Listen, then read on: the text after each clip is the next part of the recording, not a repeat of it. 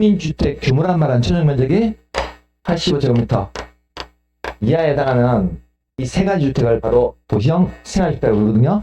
그래서 현재 우리나라 지금 1인 가구 비중이 있죠. 1인 가구 비중이 2021년 통계로 보면 약 한 34% 정도 되거든요. 1인 가구 비중이 2021년 통계로 봤을 때 앞으로 계속해서 1인 가구 비중이 늘어나고 있는 추세입니다. 점점 더. 그래서 특히 우리 수도권이나 강의시 같은 이런 도시에서는 늘어나는 1인 가구의 주관점을 깨하기 위해서 앞으로 총 세대수는 300세대 미만으로서 국민주택 규모란 말은 전용 면적이 85제곱미터 이하에 해당하는 총 3가지 주택을 도시형 생활주택이라고 부르거든요. 그래서 이거 우리 일상생활에서는 주로 어떤 주택을 보냐면 혹시 안동에 행복주택 들어보신 적 있습니까? LH에서 시한 행복주택 시내 쪽에 아마 있을 것 같은데 있습니까? LH 행복주택 이런 주택을 바로 도시형 생활주택이라고 부르거든요. 그래서 그 종류는요 크게 세 가지가 있거든요. 먼저 소형주택이 있고 자 단지형 연립형과 자 단지형 다세대형 총 세 가지 형태가 있습니다. 그래서 밑에 보시면 그 종류는 자 밑에 보시면 박스 1, 2, 3 있습니까? 그래서 먼저 3번에 보시면 소형주택 있습니까? 그러면 도시형 생활주택도요 최대 주거적 면적이 85제곱미터 이하인데 다만 소형주택은요 85제곱미터보다는 좀 더 작아야 되거든요. 그래서 소형주택은 최대 주거적 면적이 60제곱미터 이하로 해야 되고요. 단 이 소형주택은요 자 세대별로 독립된 주거관으로 별도의 욕실과 부엌을 따로 설치해야 되고 자 3번 4번 있습니까? 이 소형주택은요 자 주거 전용 면적을요 30제곱미터 기준 잡아가지고요 만약에 30제곱미터 미만일 때는요 미만일 때는 이때는 욕실과 보일러실을 제외한 부분을 하나의 공간으로 구성할 건 있습니까? 그럼 그 의미는 뭘까요? 30제곱미터면 약 8, 9평 되거든요. 8, 9평 미만일 때는 욕실과 보일러실을 제외한 부분을 하나의 공간으로 구성할 것이란 말은 방을 원룸 형식으로 구성해야 되고 자 만약에 전용 면적이 30제곱미터 이상이 되면요 이때는 침실을 7제곱미터 이상의 침실로 3개 이내로 구성할 것 나있습니까? 그 말은 또 뭘까요? 30제곱미터 이상이 되면 이때는 욕실과 보일러실을 제외한 침실을 7제곱미터 이상의 3개 이내로 구성할 것이란 말은 방을 투룸이나 3룸으로 구성하는 것도 가능하다는 겁니다. 그래서 소형주택은 30제곱미터 미만일 때는 욕실과 보일러실을 제외한 부분 하나의 공간을 구성할 것이란 말은 원룸으로 구성을 해야 되는데 다만 30제곱미터 이상이 되면 이때는 투룸이나 3룸으로 구성하는 것도 가능하다는 겁니다. 당연히 이거 지하층에 세대 설치하면 안 된다는 겁니다. 자, 그리고 우리 좀 전에 앞 시간에 우리가 공동주택 중에서 연립주택하고 다세대주택은 공통점이 뭐 있습니까? 연립하고 다세대의 공통점은 주택으로 쓰는 층수가 4계층 이하인 건 동일했거든요. 근데 단지형 연립이나 단지형 다세대주택에 해당이 되면요. 자, 이때는 건축위원회 심의만 받게 되면요. 주택으로 쓰는 층수를 몇 개층까지? 여기 5층에 또 감서세요? 둘 다 5개층까지 건축을 할 수 있습니다. 위에 보시면 1번, 2번 있습니까? 자, 단지형 연립하고 단지형 다세대주택은요. 자, 소형주택을 제외한 나머지 주택을 얘기하는데 다만 건축법 적용 완화 규정에 따라서 건축위원회 심의받게 되면 주택으로 쓰는 층수를 둘 다 5층까지 건축할 수 있다는 거죠? 자, 그러면 거기 보라색 2번에 가시면 자, 우리 책에는 지금 복합 형태라고 되어 있는데 그 복합 형태라는 게 잘못된 표현이고요. 이 도시형 생활주택에 대해서는 자, 우리 주택법에서 건축 제한을 한다는 겁니다. 자, 어떤 건축 제한을 하게 되면 하나의 건축물에는 도시형 생활주택과 그 밖의 주택을 함께 건축할 수는 없는 제한을 한다고요? 원래는요. 그럼 이 말은 뭐냐면 자, 이번에 여기 하나의 건축물이 있는데 이 하나의 건축물을 이거 반을 나눠가지고 이 반쪽에는 도시형 생활주택을 건축하고 이쪽 반은 도시형 생활주택이 아닌 비도시형 생활주택을 이렇게 하나의 건축물에는 함께 건축할 수 있다, 없다? 이렇게는 건축할 수 없는 제한을 한다고요? 하나의 건축물 전체를 다 도시형 생활주택으로 짓든지 아니면 비도시형 생활주택으로 지어야지 이렇게 반반 섞어서 지을 수는 없다는 겁니다. 이런 제한 한다고요? 자, 다만 아래 각호의 경우는 예외를 한다는 말은 뭘까요? 예외를 한다는 말은 함께 건축할 수가 있다는 표현입니다. 자, 그럼 어떤 경우에는 함께 건축할 수 있냐면, 자, 이번에는 하나의 건축물 전체를요, 도시형 생활주택으로 지었는데, 어떤 주택으로 지냐면, 하나의 건축물 전체를 소형주택으로 지었어요. 근데, 소형주택은 아까 전용 면적이 최대 60평 이하거든요? 근데, 예외적으로 85제곱미터 초과하는 한 세대는 예외적으로 허용해주겠다는 겁니다. 함께 건축하는 게 소형주택과 함께 80제곱미터 초과하는 한 세대는 예외적으로 허용해주겠대요. 한 세대는 왜 이거 예외적으로 허용해줄까요? 주인세대 때문에. 주인세대 때문에 허용해주겠다는 겁니다. 이해됐습니까? 자, 그리고 자, 우리가 도시형 생활주택 중에서 자, 소형주택은요, 일정한 지역에서는 자, 비도시형 생활주택과 함께 건축할 수 있는데요. 자, 그 지역이 어느 지역에서만 허용해 주냐면, 자, 준주거나 상업지역에서는요, 소형주택과 그 밖의 주택을 함께 건축하는 것을 예외적으로 허용해 주겠다는 겁니다. 원래는 도시형 생활주택과 도시형 생활주택 외주택을 하나의 건축물에 건축할 수는 있는데 없는데, 원래는 없는데, 도시형 생활주택 중에서 소형주택 지으면서요, 예외적으로 준주거나 상업지역에서는 소형주택과 함께 비도시형 생활주택을 함께 건축하는 것은 예외적으로 허용을 해주겠다는 겁니다. 다른 지역은 안 돼요? 준주거나 상업지역에서만 허용해 줍니다.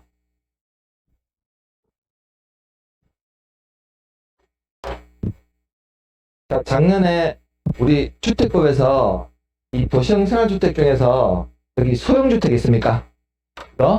소형주택의 건설 기준 이게 작년 시험 문제 나왔거든요. 이게 왜 그러냐면 재작년에 개정됐어요. 소형주택이. 그래서 작년에 제가 이게 시험에 나올 확률이 되게 높다고 했는데 결국이 나왔더라고요. 그래서 어떤 게 문제가 됐냐면 우리 소형주택은요, 아까 천정 면적이 30제곱미터 미만이 되면요, 이때는 욕실과 부엌을 제외한 부분 하나의 공간을 구성해야 된다는 거죠. 그 개념이 아니라고. 땡라고? 욕실과 35 미만일 때는 욕실과 보일러실, 욕실과 보일러실을 제외한 부분은 하나의 공간을 구성해야 됩니다. 작년에 그렇게 냈어요. 우리 보통 원룸 있죠, 원룸. 원룸 한번 기억해 보세요. 자, 우리 원룸 보면요, 보일러실하고 욕실 같은 것들은 방하고 약간 좀 구분되어 있습니까? 욕실하고 보일러실랑. 근데 부엌은 보통 방하고 같이 붙어 있거든요. 그래서 우리가 원룸 구조를 할 때는요, 욕실과 보일러실을 지한 부분을 방 하나를 구성하는 겁니다. 작년에 그렇게 냈어요. 자, 이제 거기 밑에 5번 가시면 준주택 있습니까? 자, 준주택이라는 것은요, 자, 주택 외 건축물과 부속토지로서 자, 주거시설로 이용 가능한 이 네 가지를 준주택이라고 그러거든요. 그러면 우리 주택법에서 이 준주택이 왜 도입되어 있냐면요, 자, 이 준주택이라는 것은 주택은 아닌데, 주택에서 기하고 있는 주택은 아닌데, 자, 다만 주거시설로 이용 가능한 네 가지를 바로 준주택이라고 부릅니다. 자, 이게 왜 주택법에서 도입됐냐면요, 자, 이것 때문에 그렇거든요. 자, 현재 우리나라는요, 우리나라 전체 가구수 대비해서 자, 주택이 얼마만큼 보급되어 있느냐, 자, 이 비율을 주택 보급률이라고 부릅니다. 그러면 현재 우리나라 전체 가구수 대비해 가지고 주택이 얼마만큼 공급되어 있느냐, 보급되어 있느냐 비율 따지면요, 현재 우리나라는 약 104% 정도 되거든요. 그러면 가구수 대비해서 주택 보급률이 100%가 넘어섰단 말은 주택이 부족하지 않다고. 주택이 보급된 비율이요. 자, 근데 자, 이것만을 통계로 해서 주택이 남아도냐 부족하냐 이걸 따지면 안 되고요. 자, 지금 전체 가구수 대비해서 얼마만큼 자기 집을 보유하고 있느냐. 자가 보유 비율을 따지면요. 현재 우리나라는요. 2022년 통계를 봤을 때 전국적으로 약 64% 정도가 자기 집을 가지고 있다는 겁니다. 그러면 전체 10가구 중에서 6.4가구는 자기 집이 있지만 3.6가구는 자기 집이 없이 전세나 월세 산다는 거거든요. 그러면 이 통계가 말하는 의미는 뭘까요? 주택은 남아도는데 자기 집을 가지고 있는 비율이 낮다는 말은 한 명이 너무 여러 주택을 소유하고 있다는 거군요. 여러 주택을. 그래서 특히 자기 집을 가지고 있는 보유 비율이요. 자, 수도권이 높을까요? 지방이 높을까요? 자기 집을 가지고 있는 비율이. 아무래도 우리 도에 있는 군지역이나 이런 데는 업적이 높습니다. 업이나 면적이 자기 집을 가지고 있는 비율이 높고, 우리 수도권은요. 초기 평균보다 낮아요. 자기 집을 가지고 있는 비율은 서울은 집값이 워낙 너무 비싸다는 거거든요. 그래서 지금 보면 우리 지방에 있는 청년들 보면 너도나도 지금 다 인 서울 외칩니까? 다 서울. 오직 서울 외치면서 서울 간다는 거죠. 그러면 지방에서 올라온 청년이 자 서울에 집도 없는데 잠은 어디서 자는지 궁금해서 물어봤어요. 잠은 어디 자냐 물어보니까 고시원에 잔대요. 고시원? 우리 고시원 같은 데는 집이 아니라는 거군요. 그래서 이 네 가지를 바로 준주택이라고 부릅니다. 그래서 밑에 보시면 거기 박스에 1번에 보시면 건축법 시행에 따른 기숙사 있습니까? 우리 대학에 있는 기숙사 같은 거 있죠? 집일까요? 기숙사는 주택은 아닙니다. 그냥 잠만 자는 공간이라고요. 자, 그 다음에 2번 가시면 자, 다중생활실 있습니까? 제2종 근리 생활실 및 숙박시설로서 다중생활실 있죠? 이거 뭐 얘기하는 거냐면 고시원 얘기하는 거예요. 고시원이나 고시택 들어보셨죠? 자, 그 다음에 3번을 가시면 여기 노인 복지주택 있습니까? 자, 이거 뭐 얘기하는 거냐면 혹시 실버타운 들어보셨어요? 자, 우리 어르신들의 요양을 위한 실버타운 있죠? 이걸 노인 복지주택이라고 부르거든요. 자, 근데 제가 좀 전에 이거 준주택은 주택은 아니라고 했는데 여기 주택이라는 명이 붙어 있네요. 근데 노인복지주택은요 뒤에 주택의 말이 붙어 있다 하더라도 아직까지 우리나라에서는 이거 복지시설로 분류합니다. 자, 그 다음에 네 번째 가시면 거기 오피스텔 있습니까? 안동에도 시내 쪽에 오피스텔 몇 개 있습니까? 자, 우리 오피스텔은요 자, 아직까지 우리나라에서는요 이걸 업무시설로 분류해요. 그래서 주택이 아닙니다. 자, 오피스텔 보통 볼 때 우리가 분양할 때 주거용 오피스텔이라는 말이 붙거든요. 근데 앞에 주거용이라는 말이 붙지 하더라도 오피스텔은 뭐다? 업무시설입니다. 그래서 주택을 분류하지 않습니다. 그래서 이 네 가지 시설을 주택법에서는 바로 준주택이라고 부릅니다. 주택 비슷한 거예요. 근데 다만 주택은 아닌데 잠을 자는 공간이라고요? 이 네 가지 시설을 바로 준주택이라고 부릅니다. 자, 384페이지 보시면 이제 기타 주택은 안 보셔도 돼요. 기타 주택. 자, 이제 오른쪽 보시면 385페이지에 7번에 여기 공공택지 있습니까?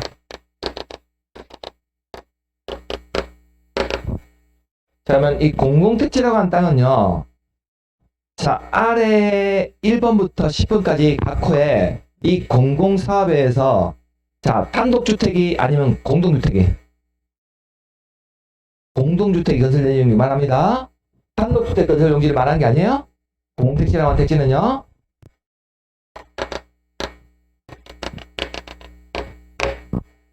자, 그러면 이 공공택지에 대해서는요.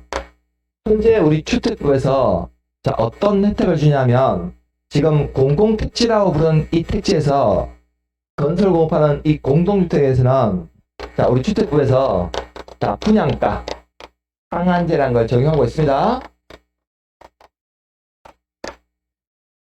분양가 상한제라는 얘기는 들어보셨습니까? 앞으로 사업 주체, 건설사들한테 앞으로 아파트 공급할 때는요, 정부에서 정해놓은 분양 가격 이상을 올리지 못하도록 상한선을 딱 정해놨다는 거거든요. 그래서 이 공공택지에서 건설업되는 공공택지에서는 이미 분양가 상한제를 적용하고 있다고요? 그러면 어떤 공공사업에서 공동주택이 건설되는 용지하면, 자, 밑에 1번에 가시면요, 박스에. 자, 국가나 지자체, LH, 지방공사인 사업주체가 국민주택 건설하기 위해서 토지를 수용하는 경우, 국민건설 또는 대중사업으로 조성된 토지 있습니까? 자, 이번에 택지개발 사업이 있나요? 자, 3번에, 자, 산업단지 개발 사업이거나, 4번에 공공주택지구 조성사업이거나, 5번에 공공지원 민간 임대주택 공급촉진지구 조성사업이거나, 6번에 도시개발 사업, 7번에 경제자유구역 개발 사업이 있나요? 그다음에 8번에 혁신도시 개발 사업 있습니까? 그다음에 9번에 가시면 행정중심 복합도시 있습니까? 여기 어디냐면 세종시 얘기하는 겁니다. 자, 10번에 기타 공익사업으로서 대통령령으로 정하는 이 공익사업에서 공동주택이 건설되는 용지는 공택지거든요. 자, 근데 지금 박스 안에 보면 5번, 6번, 7번 공사업 있습니까? 5번, 6번, 7번 3개 묶어버리세요. 5번이 공공지원 민간 임대주택 공급지구 조성사업이거나, 6번이 도시개발사업, 7번이 경제자유구역 개발사업인데, 자, 거기 사업 오른쪽에 보시면 가로 있습니까? 가로 안에 보시면 시행자가, 자, 수용 또는 사용 방식으로 사업 시행하는 사업만 해당한다고 했죠? 그러면 이 세 가지 공공사업이 시행자가요, 시행자가 이 세 가지 공공사업 시행할 때, 자, 만일에 수용 방식에서 공동주택이 건설되는 용지는 공택지가 맞고 아니고? 맞고요. 자, 그러면 이 세 가지 공공사업이 만일에 시행자가 사업 방식을 환지 방식이 있습니까? 환지 방식에서 공동주택이 건설되는 용지는 공택지가 아니라는 겁니다. 옆에다가 환지 방식 X라고 적으세요.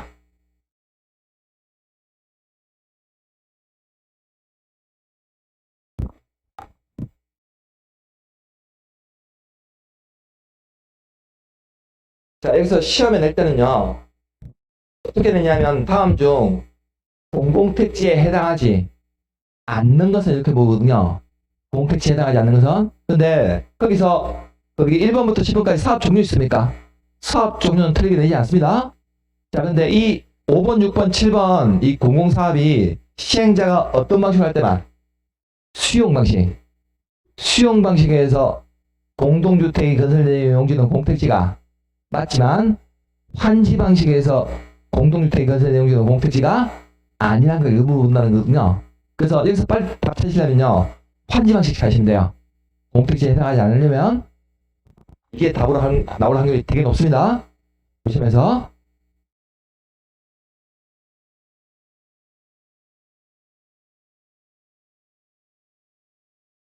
자, 이제 그 밑에 보시면 8번에, 자, 주택단지란 말을 하실 텐데요. 자, 사업 주체가 주택 건설 사업이나 대지중 사업 계획서를 받아서 주택이나 부대, 복리시설 건설하거나 대지를 조성하는 데 사용되는 일단의 토지를 바로 주택단지라고 부르거든요. 자, 그래서 지금 우리 책에, 자, 주택 단지란 말이 좀 어려울 텐데요. 자, 쉽게 편하게 생각하시려면 살고 계시는 아파트 단지라고 생각하시면 됩니다. 그래서 이번에 사업 주체가, 자, 주택 건설이나 대지중 사업 계획서를 받아가지고, 자, 조성한, 자, 이렇게 일단의 토지를 조성했는데, 자, 여기다가 일단의 토지를 조성해가지고, 이렇게 아파트나, 아파트 안에 있는 상가 같은 거 있죠? 이런 것들을 복리스라고 부르거든요. 그 아파트나 이렇게 복리스를 건설하겠다고 조성한 일단의 토지를, 자, 주택단지라고 부른다는 겁니다. 자, 그러면 우리 그 안동에서 제일 좋아하시는 브랜드 어떤 아파트 단지 좋아하십니까? 제일 선호하시는 아파트. 자이 좋아하십니까? 자이 제일 비쌉니까? LG 거.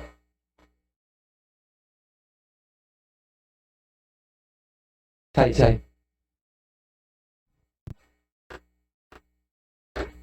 그럼 이번에 사업 주체가 이게 안동에서 사업 계획서를 받아가지고 아파트 차이 아파트 단지를 조성했다고 이렇게 1단에 토지 조성했는데요. 자, 이렇게 1단에 조성된 토지 단지 중간에요. 일정한 시설들로 분리가 되어 있으면요. 일정한 시설로 분리가 있으면 자, 여기를 차이 1단지, 여기를 차이 2단지 이렇게 별개 단지로 구분할 수 있다는 겁니다. 그래서 우리가 보통 대단지 아파트가 이렇게 1단지, 2단지로 분리가 되거나 구분이 되거나요. 아니면 자, 여기는 차이 단지고 여기는 프루디오 단지. 보통 서로 다른 브랜드 단지 구분할 때요. 단지 중간에 보면 이런 시설들로 분리가 되면 이때는 별개의 단지로 본다는 겁니다. 자, 그래서 밑에 아래 시설로 분리된 토지는 각각을 하나의 단지로 본다, 별개의 단지로 본다. 별개의 단지로 본다는 거죠. 그럼 단지 중간에 어떤 시설들로 분리가 되시냐면 자, 박스 1번 가시면 철도나 고속도로, 자동차, 전용도로 같은 시설로 분리되어 있다는 거죠. 밑에는 하나의 단지로 본다, 별개의 단지로 본다. 별개의 단지로 본다는 거고. 그리고 단지 중간에 자, 일반 도로가 있는데요. 일반 도로는 폭이 몇 미터? 20m 이상. 자, 그래서 거기 20m 밑줄 꺼두시고요. 일반 도로에 있는 1에다가 동그라미 쳐주세요. 박스 안에 2번. 그다음에 박스 안에 3번 오시면 단지 중간에 자, 도시계획 예정도로가 있는데 이 예정도로 도시계획 예정도로는 폭이 몇 미터? 8m 이상. 자, 그래서 8m 밑줄 꺼두시고요. 도시계획 예정도에서 도에다 동그라미 쳐주세요. 자, 그리고 보행과 자동차 통행이 가능한 도로로서 자, 다음에 해당한 도로란 말은 2번에 가시면 자, 일반 국도나 특별시, 광역시도나 지방도로 있습니까? 자, 이런 지방도로 같은 시설들로 분리가 되어 있으면 하나의 단지로 본다, 별개의 단지로 본다. 별개의 단지로 본다는 거죠. 그래서 사업 주체가 이렇게 조성된 1단의 토지가 이렇게 별개의 단지로 구분하는 시설들은요. 자, 이 단지 중간에 철도나 고속도로, 자동차 전용도로 분리되어 있거나 일반 도로는 폭이 20m 이상, 도시계획 도로는 8m 이상이거나 지방도로 같은 시설도로 분리되면 별개의 단지로 본다는 거죠. 그래서 우리가 하나의 주택단지가 이렇게 별개의 주택단지로 구분되는 기준은요. 지금 박스 안에 있는 2번, 3번이 답으로 잘 나오거든요. 그래서 전국에 우리나라에 제주도 빼고 도가 몇 개 있는데 8도가 있다는 거군요. 8도가 있는데 8도 한 바퀴 도는데 며칠 걸린다고? 20일 걸린다고요?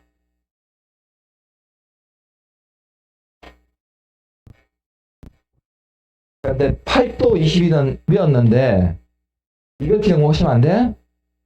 별개의 단지 8도 20일에 해당이 돼야지만 별개의 단지로 구분할 수 있다고요. 8도 20일이 안 되면 별개의 단지가 안 됩니다. 답으로 이게 잘 나오거든요. 그래서는요.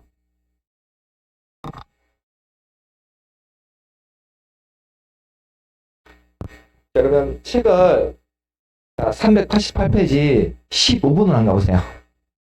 가시면 거기 공구라고 나와 있습니까? 공구란 하나의 주택단지에서 자, 대통령용으로 정하는 아래 박스의 기준에 따라서 둘 이상으로 구분되는 1단의 구역으로서 착공신고나 사용검사 별도로 수행할 수 있는 구역을 바로 공구라고 부릅니다. 그러면 이 개념을 봤을 때는요. 자, 공구라고 하는 것은요. 자, 하나의 주택단지에서 자, 다음 강목에 시세한 말은 자, 밑에 보시면 적어도 폭이 6m 이상인 공구간 경계를 설정해야 되는데 어떤 경계를 설정하면 도로나 부설 주차장, 옹벽이나 축대, 그다음에 식재, 조경이 된 녹지 있습니까? 이렇게 폭이 6m 이상인 자, 경계로 구분하게 되면요. 자, 여기를 차이 1단지에 1공구라고 그러고 여기를 차이 1단지에 2공구라고 부릅니다. 자, 그러면 우리가 지금 주택단지와 공구란 개념은 같이 공부하시는 게 좋은데요. 그러면 주택단지하고 공구 두 개를 비교했을 때 더 개념 범위가 넓은 것은 어떤 게 더 범위가 넓고 단지가 넓고 하나의 단지에서 이렇게 둘 이상의 구분되는 일단의 구역을 공구라고 부른다는 겁니다. 이걸 잡으실 때요. 자, 이렇게 하나의 단지에서 이렇게 공구별로 분할한 이유는 뭐냐면요. 이렇게 분할된 공구별로 나중에 사업 주체가 공사할 때, 자, 착공 신고도 별도로 수행할 수 있고요. 공사가 끝나고 나면, 자, 사용 검사도, 자, 별도로 수행하기 위해서 이렇게 공구로 분할할 수 있다는 거고요. 자, 근데 이때 공구별 세대수는, 자, 각각 300세대 이상으로 해야 됩니다. 공구별 세대수는요. 밑에 2번 있습니까? 공구별 세대수는. 그러면 만약에 이번에 여기 자이 1단지 아파트에서 109하고 209 공구별로 분할해서 주택 건설 공급하려면요. 아까 공구별 세대수는 각각 300세대 이상이다 보니까 1단지 전체에서 이렇게 109, 209 공구별로 분할해서 주택 건설 공급하려면 단지 전체는 세대수가 몇 세대 이상이 될까요? 단지 전체는 세대수가. 이건 1단지에서 109, 209별로 공구별로 분할해서 주택 건설하려면 단지 전체는 세대수가. 그렇지. 600세대 이상이 되고요. 왜냐면 아까 공구별 세대수는 각각 300 이상이니까 1단지 전체에서 이렇게 공구별로 분할해서 주택 건설을 하려면 단지 전체는 600세대 이상이 되지만 공구별로 분할해서 할 수 있습니다. 이해됐습니까?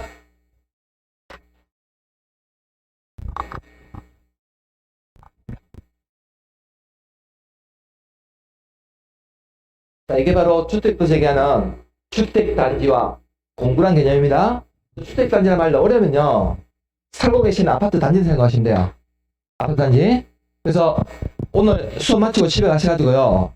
지금 우리 아파트 단지가 있고 혹시 옆에 다른 브랜드 단지, 아파트 단지 있죠? 그럼 우리 아파트 단지하고 다른 브랜드 단지 사이에 보면 도로 있을 거예요. 집에 가서 보시면 적어도 폭이 8m 정도 되려면요. 왕복 4차선 정도 도로는 알려 있습니다. 우리 아파트 단지하고 옆에 있는 브랜드 단지. 그래서 이렇게 보통 아파트 주택단지 구분할 때요. 별개의 단지로 구분하는 기준은 이런 기준을 충족해야지만 별개의 단지로 구분하는 거거든요.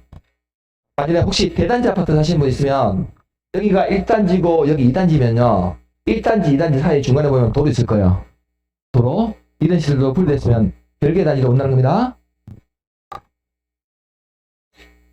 그럼 책을 바로 앞으로 가시면 386페이지 가시면 자, 박스 9번에 부대시설 복리시설 있습니까? 그리고 오른쪽 가시면 10번에 기간시설 간선시설 있습니까? 자, 먼저 그러면 9번에 있는 부대시설이라고 하는 것은요. 우리가 주택을 건설하다 보면 자, 주택에 딸려오는 시설들을 부대시설이라고 부르거든요. 그 밑에 박스 있습니까? 주택에 있는 딸려있는 시설이나 자, 건축 설비 이런 시설들을 말하는데 자, 그러면 우리가 부대 시설이라고 하는 것은요. 어떤 시설을 얘기하는 거냐면 우리가 아파트 건설하다 보면 우리 입주민들이 자, 차를 세워야 되겠죠? 그럼 뭐가 필요할까요? 주차장이 필요하겠네요. 그러면 우리 아파트 주차장까지 들어가기 위해서는 차별로 아파트 출입이 가능한 스티커 붙여야 되겠죠? 그럼 스티커는 어디서 발급해 줍니까? 관리사무소에서 발급해 주죠? 그리고 우리가 주차장까지 들어가기 위해서는 주차장 안에 단지 안에 도로가 있어야 되겠네요? 도로. 그리고 여기가 우리 아파트 입주민들이 살고 있는 아파트 경계라는 걸 구분해가지고 외곽에 삥 들어가서 뭐 설치해놨습니까? 담장이나 펜스 같은 거 설치해놨습니까? 그리고 아파트를 건설하다 보면 우리 아파트에 보면 뭐 엘리베이터나 피레침, 우편함이나 각종 전기, 가스, 설비 같은 거 있죠? 이런 각종의 건축, 설비 자, 이런 것들이 바로 부대시설입니다. 자, 이제 오른쪽 가시면 자, 복리시설이 있을 텐데요. 자, 우리 복리시설이라는 것은요. 자, 우리 입주민들에 위한 어떤 생활 복리를 위한 자, 다음에 시설을 말하는데요. 자, 그럼 우리 꼬마들 위한 복리시설은 제일 뭘 필요할까요? 놀이터 이런 게 필요하겠네요. 요즘 우리 아파트 관리동 이런 데 보면 실내에 뭐 피트니스나 독서실 같은 거 있습니까? 이런 시설들을 근린생활시설이라고 그러거든요. 그리고 요즘같이 날씨 좋을 때 실내만 있을 수 없다 보니까 우리 외부에 보면 주민 운동시설 있습니까? 주민 운동하는 시설. 그리고 관리동에 보면 거기 엄마들을 위해서 유치원 같은 거 있나요? 그리고 우리 어르신들을 위해서 제일 필요한 공시설은 뭘까요? 경로당. 자, 이런 시설들을 바로 복리시설이라고 부릅니다. 자, 이제 오른쪽 가시면 10배 1번 가시면 거기 기관시설 있습니까? 자, 도로나 상하수도, 전기, 가스, 통신, 지역 난방시설 이런 것들을 개별적인 기관시설을 부르는데, 그럼 이 간선시설이라는 것은요, 자, 방금 위에 봤던 이 기관시설을요, 단지 안에 있는 기관시설과 단지 밖에 있는 같은 종류의 기관시설에 서로 연결시키는 시설, 이걸 간선시설이라고 부릅니다. 도로 상하수도, 자, 전기, 가스, 통신, 지역 난방시설 같은 이 간선시설을요, 단지 안에 기관시설을 밖에 있는 같은 종류의 기관시설에 서로 연결시키는 시설, 바로 간선시설이라고 부르거든요. 자, 근데 도로나 상하수도, 전기는요, 단지 안과 밖에 있는 시설을 서로 연결시키는 시설을 간선시설이라고 부르는데, 다만 이 기관시설 중에서 자, 가스나 자, 통신, 지역 난방시설은요, 단지 안에 있는 시설까지를 포함해서 이걸 간선시설이라고 부릅니다.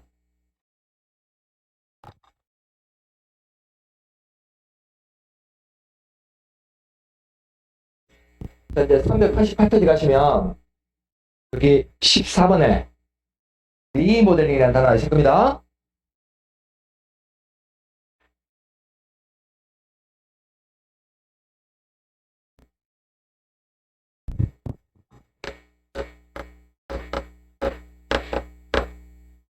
자, 우리 리모델링은요, 자, 주로 자, 공동주택을 대상으로 하는 건데, 우리 아파트 같은 공동주택이 지어진 지 한 15년, 20년 정도 지나면 아파트가 어떻게 될까요?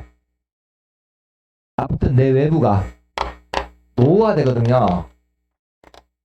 그래서 이 노후화를 억제하고, 자, 기능을 더 향상시키기 위해서, 자, 아파트, 자, 내부를, 자, 대수선하거나 일부를 증축한 행위를 바로 대수선이라고 부릅니다.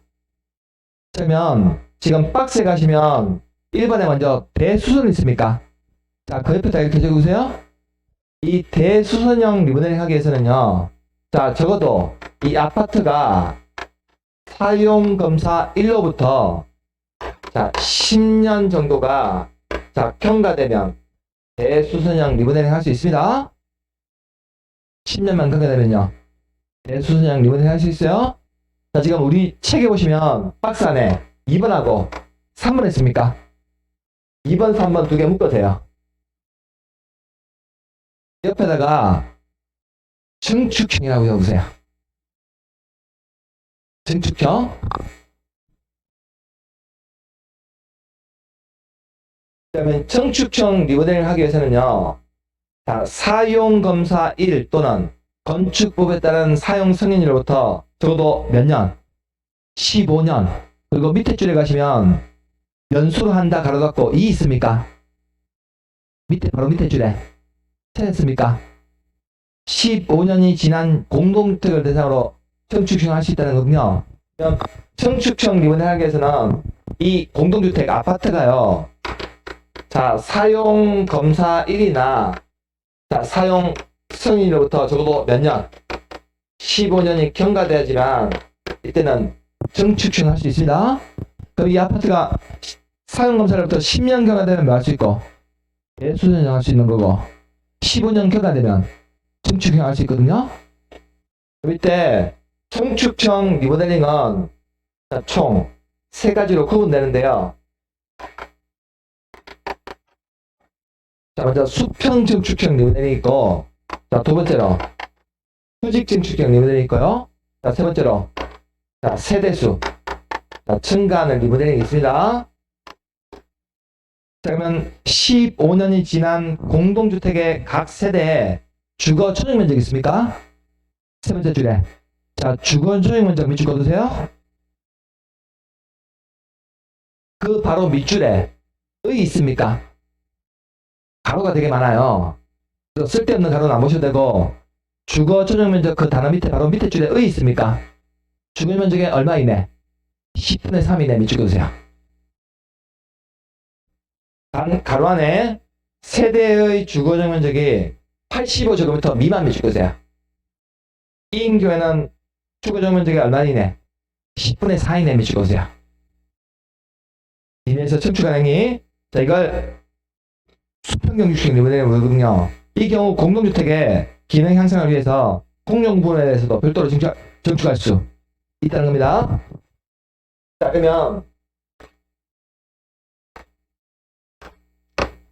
자, 여기 아파트가 있는데 이 아파트가 지금 지어진 지 한 20년 정도가 경과하게 되면요, 이 아파트 내외부가 어떻게 될까요? 노후화된다는 거군요. 아파트가. 그러면 이 노후화된 아파트를 자, 수평으로 증축한 이유는 뭐냐면요, 수평이란 말은 옆으로 이렇게 더 늘릴 수 있다는 거거든요.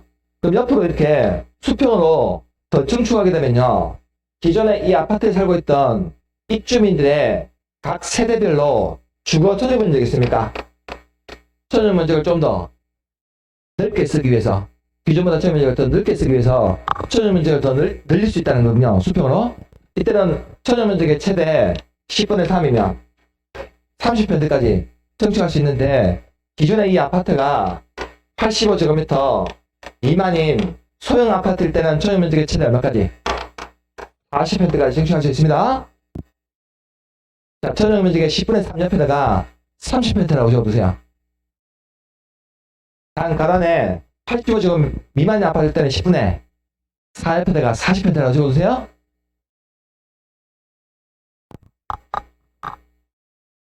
자, 이렇게 청축하는 리모델링은 바로 수평 정축형 리모델링이라고 부릅니다. 자, 이제 3번 가시면, 자, 두 번째 줄 가시면요, 다만 있습니까? 두 번째 줄에 다만 수직으로 청축한 행위. 자, 이걸 수직 청축형 리모델링이라고 부르는데, 는 다음 요건을 모두 충족하는 경우를 한정한다 나 있죠? 자, 1번에 보시면 최대 몇 가층? 3개층 밑줄 그으세요. 이하로서 수직 증축형 리모델링 대상이 되는 기존 층수가 14층 이하 밑줄 그으세요. 이 경우에는 몇 개층? 2개층 또 감싸세요. 자, 이걸 바로 수직 증축형 리모델링이라고 부르는데요. 그러면 수직 증축형 리모델링 대상이 되는 이 기존의 아파트 층수가요, 15층 이상인 경우에는 수직 증축형 리모델링이 몇 개층까지?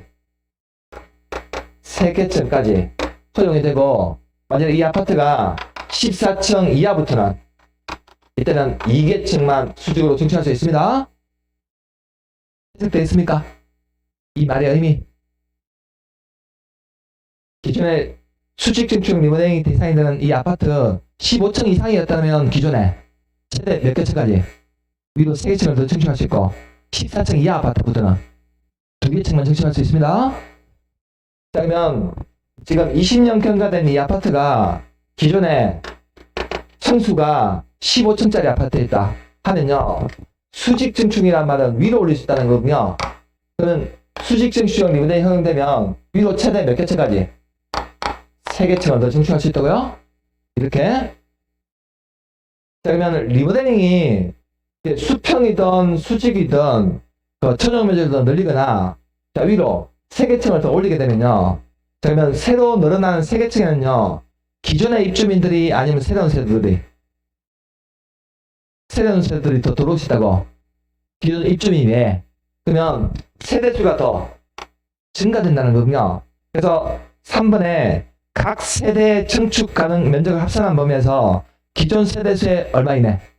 기존 세대수의 100분의 15 이내 밑줄 그으세요. 세대수 증가는 증축행위도 가능하다는 거죠. 이게 바로 세대수 증가형 리모델링이라고 부릅니다. 그래서 이렇게 세대수 증가형 리모델링이 허용되면요. 이때 늘어나는 세대수는요. 자, 기존 세대수의 몇 퍼센트? 15%까지 증가할 수 있습니다. 100분의 15.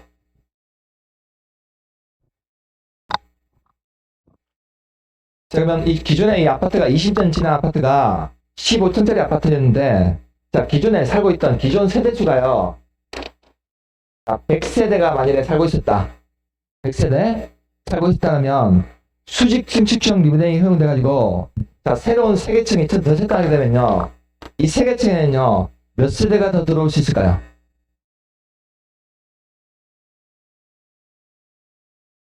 기존 세대수가 100세대였다고.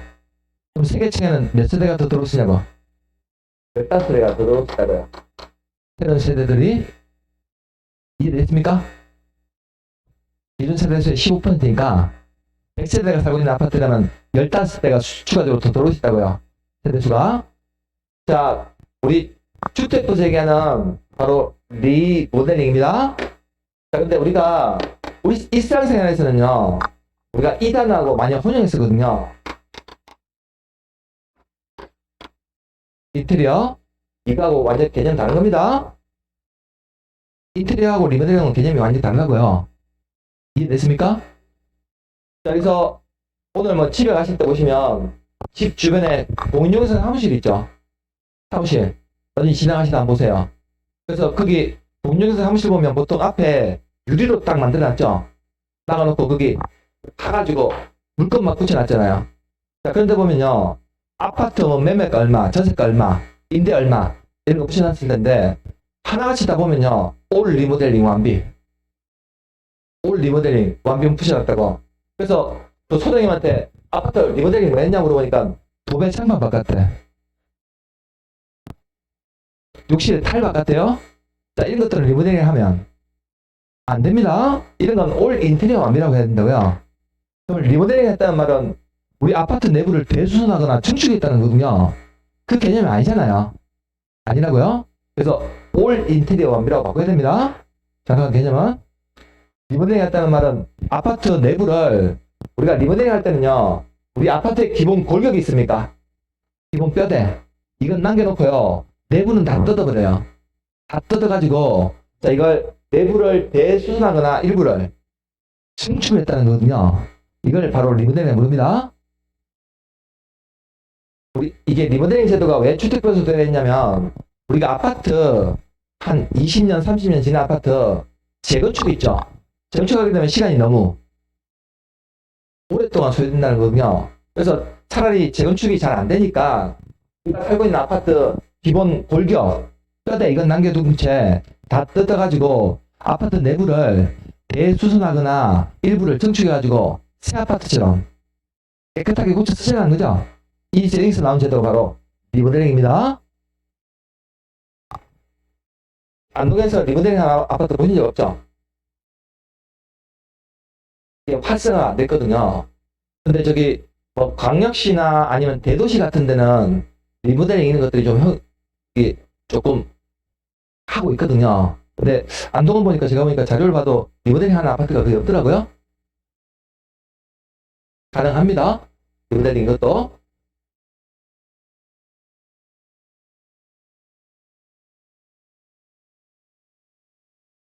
리모델링 하게 되면 재건축보다는 시간을 많이 단축할 수 있어요.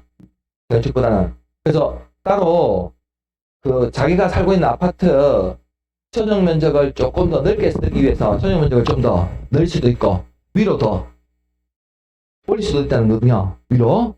그렇게 해서 하는 것을 리모델링 부릅니다. 뭐 리모델링 하는데 보면 우리가 아파트가 한 20년 지났는데 아파트 이거 리모델링 업체가 만일에 뭐 포스코에 이렇게 한다 하면 괜찮습니까? 포스코, 더샵 별로 안 좋아합니까? 포스코. 나중에 추가적으로 평당 분담금만 조금씩 내면 되거든요. 분담금 조금씩 내가지고 살고 있는 아파트 고쳐 쓰면 돼요. 이기서 나온 제도가 바로 리모델링입니다. 자, 그래서 주택법도 시험에서는 7문제 나오는데 이 용어 파트에서 2문제 정도 나오거든요. 건축법도 용어 파트가 2문제, 주택법도 한 두 문제 나오거든요. 보시면서.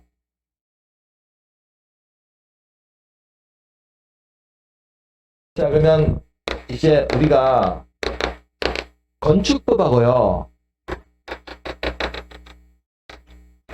주택법 두 개는요, 자, 우리가 건축법에서는요, 주로 다루는 대상물이 주로 건축물에 대해서 다루거든요. 그래서 우리가 건축물이라 하면, 자, 주택도 있을 거고, 상가도 있을 거고, 오피스텔도 있을 거고, 그리고 공장, 각종의 건축물에 대한 일반적인 건축제를 다른 법률이 건축법이거든요. 근데 주택법에서는요, 자, 우리가 건축법에서 다루는 건축물 일반에 대해서 다루는 법률이 아니라 건축물 중에서 뭐만?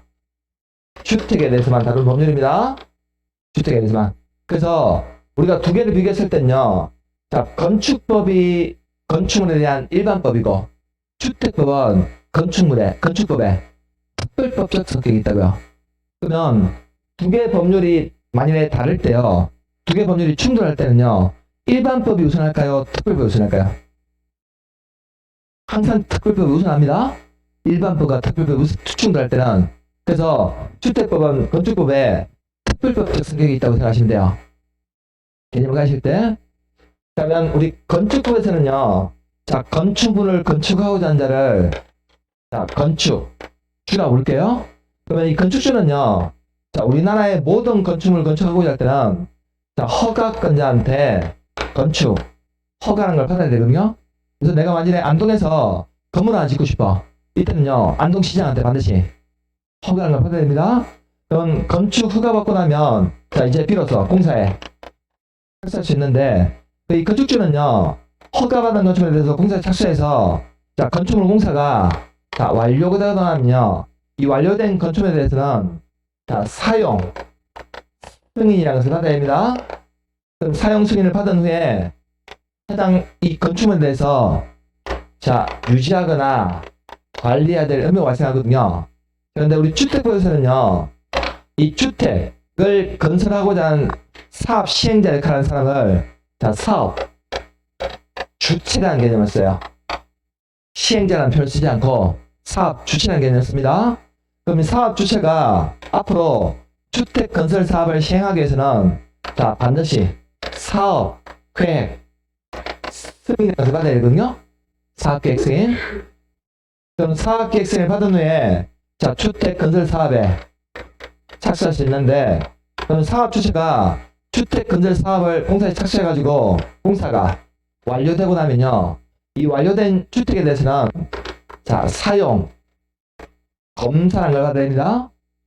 사용 검사 받은 후에 해당 입주 예정자한테 주택을 공급을 해야 되거든요. 그런데 우리 주택법에서는요, 사업 주체란 말이 어려우면요, 그냥 시행자 생각하시면 돼요.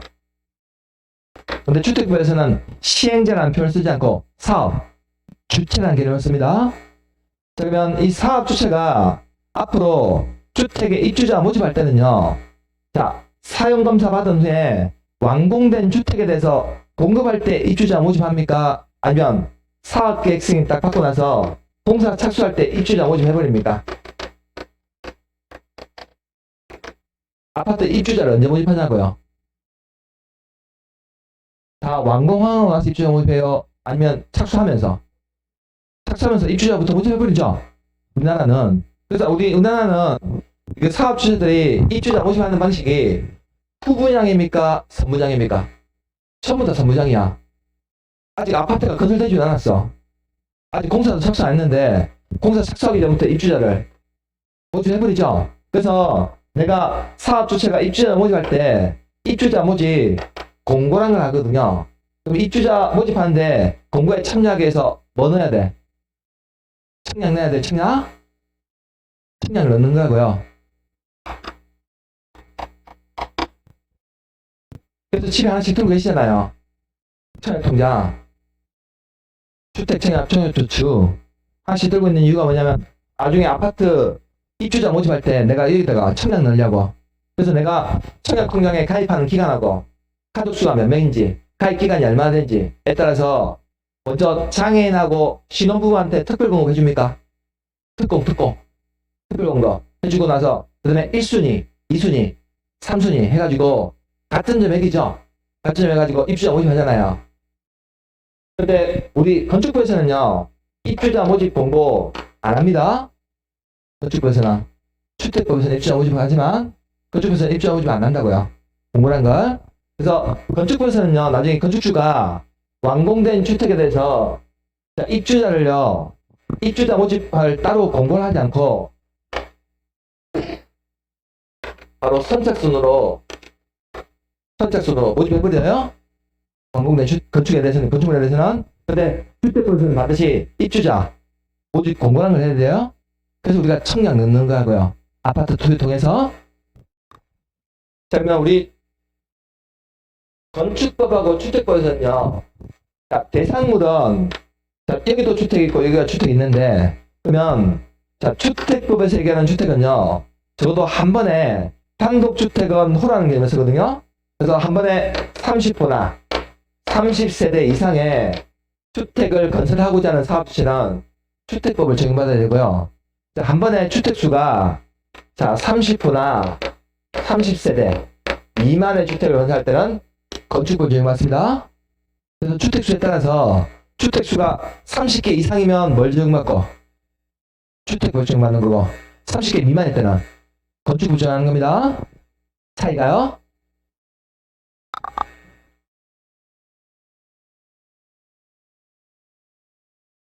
이게 차이예요. 건축법, 주택법. 그래서 이게 왜 중요하냐면요, 우리가 건축법에서는요, 나중에 주택을 30호나 30세대 미만 지을 때는 나중에 이 건축주가 안동시장한테 허가받으면 되거든요. 근데 만약에 주택수가 30개 이상이 되죠. 30개 이상이 되면 이때는 사업계획 승인 받아야 된다고요. 사업계획 승인. 그리고 사업계획 승인 받은 후에 입주자 모집까지 해야 되거든요. 입주자 모집 공고까지 해야 된다고. 그래서 두 개 비교하니까 어디가 좀 절차가 좀 복잡할까요? 주택법이 좀 복잡합니다. 주택법이. 그래서 나중에 합격하시고 나서 안동에도 땅 가진 분들 많을 거거든요. 안동에도 땅을 가지고 계신 분들이 많을 거라고. 그럼 땅을 가지고 계신 분들은 자기 땅에다가 뭐 하고 싶은 거예요? 건물도 짓고 싶거든요. 근데 이번에 내가 합격하고 사무실에 있는데 이번에 땅을 가지고 있는 지주분이 한 분이 찾아오셔가지고 의뢰인이요. 자, 내가 가지고 있는 땅에다가 도대체 내가 주택을 짓고 싶은데, 자, 조상님이 꿈에 나타나가지고 연립주택을 지으라고 했는데, 자, 주택수를 40개까지 지으라고 숫자까지 가르쳐주셨대. 그러면 연립주택 40세대 짓게 되면 뭐 받아야 됩니까? 주택법에서 사업계획 승인 받아가지고 입주자 모집 공고까지 해야 된다고요. 그럼 절차가 되게 복잡하다는 거군요. 그러면 그 의뢰인한테 이렇게 알려주세요. 29세대까지만 딱 지으라고. 29세대. 그럼 29세대, 30세대 미만으로 짓게 되면 뭐 받으면 돼? 안동시에서 허가 받으면 돼요. 허가 받고 나서 나중에 입주자 모집해야 안 해요. 안 하고 그냥 선착순으로 공부하면 됩니다. 훨씬 쉽다는 거거든요, 절차가. 같이 주세요. 의뢰인 오시면 29개까지 딱 지으라고. 30개 넘어가면 사업계획 승인 받아야 됩니다. 그래서 아무래도 주택법이 좀 복잡해요. 주택법이 복잡하고 건축법이 조금 절차가 간소하다는 겁니다. 건축법이. 이게 이제 하나의 요령이거든요. 우리가 나중에 중개할 때도. 그래서 우리가 쉽게 구분할 때도 건축법, 주택법 구분할 때 주택수가 30개 이상이면 주택법, 30개 미만이면 건축법 제한한다는 겁니다. 그래서 3월달 가정하면요, 앞으로 이제 이런 내용들에 대한 세부적인 내용들 있죠. 이런 내용들, 건설 절차의 어떤 특징, 이런 것들을 시험에 물어보거든요. 시험에서 그 내용에 대해서 3월달 가정하면 제가 설명드릴게요. 자, 그래서 3월달부터 오실 때는 거기 제가 수업하면서 책에도 몇 페이지에 있는 내용이라는 걸 알려드렸거든요. 그래서 집에서 복습하실 때는요, 혹시나 복습하실 계획이 있으시면 기본서 가지고 하지 마시고 책에도 있습니까? 책에도 가지고 하시면요, 시간을 훨씬 많이 절약해요. 그러니까 제가 수업 시간에 책에도 몇 페이지에 있는 내용이라는 거 이거 보시라고 알려드릴게요. 그러면 나중에 혹시나 복습하실 때 하시면 시간이 훨씬 절약될 겁니다. 우리 기본서는 600페이지가 넘어가지만 책에도 이거는 80페이지 정도밖에 안 되거든요. 구성이 이 안에 있는 내용을 제가 최대한 보기 편하고 압축해서 넣은 거예요. 절차에 대해서. 그래서 조금 기본서보다는 좀 보기 편하실 겁니다. 자, 이제 네, 나중에 하루는 봅니다. 익숙해지면 하루는 다 볼 수 있어요. 네, 그러면 이제 저기 내일부터 이제 내일 모레부터 이제 3월 첫 수업입니까? 이제 3월 달부터는 이제 우리가 지금까지 했던 내용에서 조금 더 세부적인 내용으로 많이 들어갈 거거든요. 세부적인 내용으로 들어갈 건데 원래 공부라는 과목 자체가 좀 어려워요. 자체가 어려운 과목이고 어렵기도 어렵지만 범위가 너무 많아요. 범위가 너무 많기 때문에 이 많은 범위를 다 볼 수는 없거든요. 그래서 시험에 잘 나온 내용들 위주로 3월달부터 수업할 거니까요. 그런 내용들 해가지고 3월달부터는 이제 본격적으로 안에 있는 내용들 그동안 못 봤던 내용들도 좀 자세하게 보도록 할게요. 네, 고생하셨고 다음 주에 뵙도록 하겠습니다. 고생하셨습니다. 네.